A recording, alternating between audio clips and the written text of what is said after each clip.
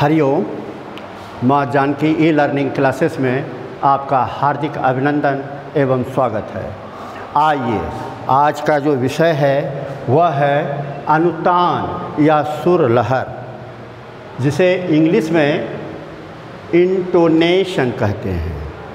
तो ये अनुतान या सुर लहर क्या है, इसको जानना बहुत ही आवश्यक है।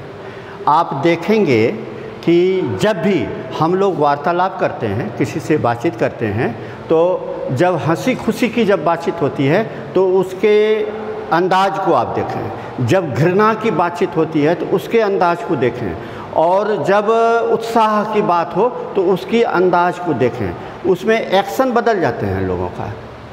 यही तो अनुतान है, यही तो सुर लहर है। यानी कि जब हम बोलते हैं तो बोलते क्रम में जब कोई व्यक्ति कुछ बोलता है तो वह यूं ही धारा प्रवाह नहीं बोलता है, वो पागल नहीं है, वो धारा प्रवाह नहीं बोलते जाता है। तो वे किसी शब्द या वाक्य को बोलने के समय अपने भावों के अंतर्गत भाव कौन कौन से, तो सुख, दुख, आश्चर्य, घृणा के अनुरूप शब्द ध्वनि को ऊपर नीचे उतारता चढ़ाता है।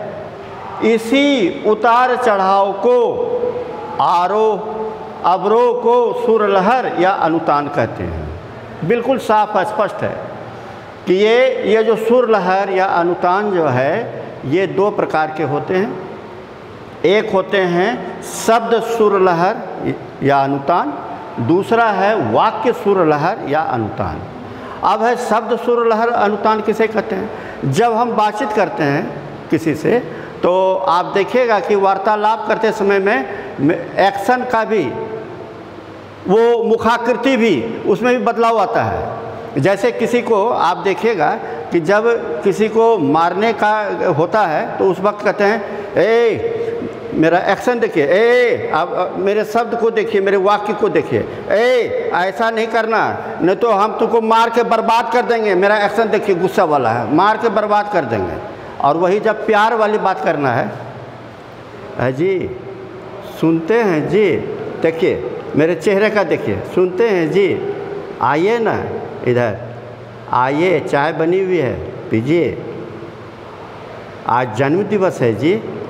देखिए कैसा था पहले गुस्से वाला, तो उसमें बोलने का मेरा कैसा था, उसका जो उतार चढ़ाव हो रहा था। ए मोहन, तुमको हम समझ लो, ए मोहन, तुम बहुत खुशी की बात है, तुम तो प्रथम किए हो।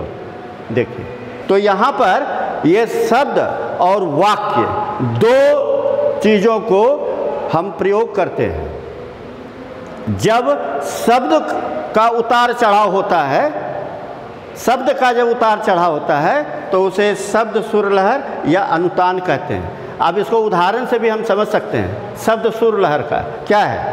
जैसे एक अच्छा शब्द है, मैंने एक शब्द लिया है अच्छा।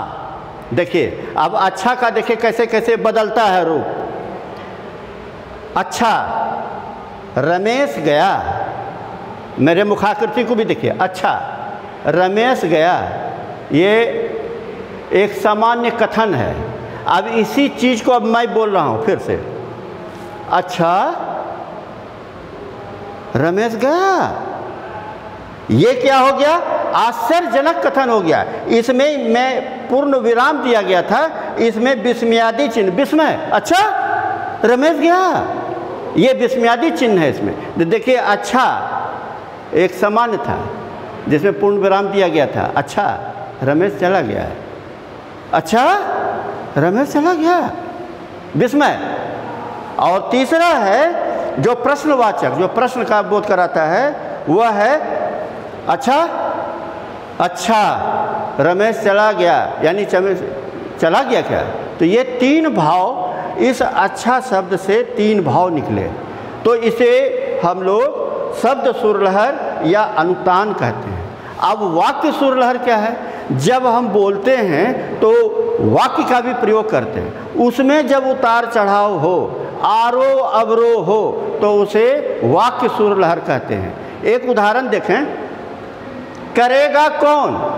अब इसमें जो है दे दिए हैं प्रश्नवाचक चिन्ह, करेगा कौन, इसका मतलब हो गया कोई नहीं करेगा।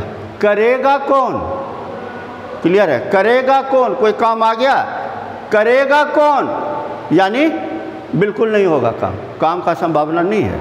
अब जो है इसी को आप दूसरे रूप से देखिए, कौन करेगा, अब इसी को बदल दिए, करेगा कौन को, कौन करेगा, तो यानी कोई करेगा, संभावना है इसमें। बहुत सारे बच्चे बैठे हुए हैं तो इसमें कह दिए कौन करेगा, तो कोई बालक कहेगा कि मैं करूँगा, तो यहाँ संभावना है।